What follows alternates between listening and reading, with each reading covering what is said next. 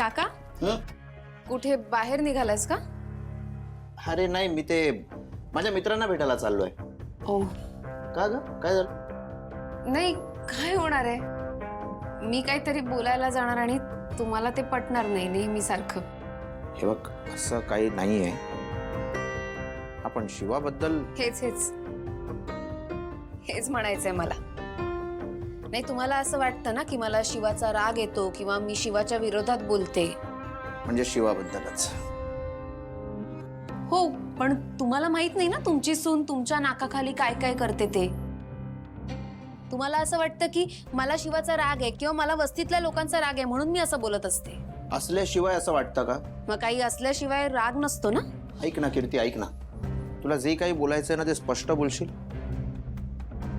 नाही, मी काही बोलणार नाहीये काका. मी आता तुला दाखवणार आहे. ते बघून जर तुला माझ्याबद्दल असंच वाटत असेल तर ठीक आहे, तू ठरव. पण त्याआधी हे बघ. घे, बघ ना.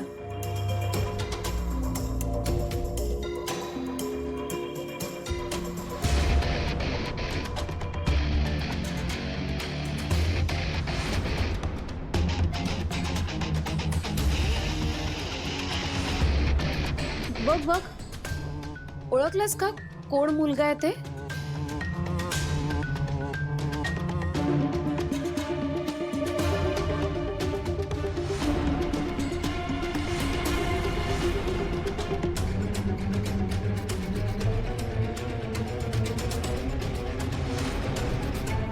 काय झालं काका? विश्वास बसत नाही ना. माझंही हेच झालं होतं. मला खरंच वाटत नव्हतं हे. अरे सुहास, मी तर स्वतः ते बघितलं आणि तुला माहितीये मी तर 10 वेळा स्वतःला समजावत होते काका की नाही कीर्ती, ही आपली संपदा नसेल. पण संपदाच होती ना आपली. समोर होतं ते खोटं नव्हतं ना. म्हणजे सकाळी खोटं बोलून निघाली का? मग चला बाय बाय गाईस, निघते. काय, कुठे कुठे चालली आहेस?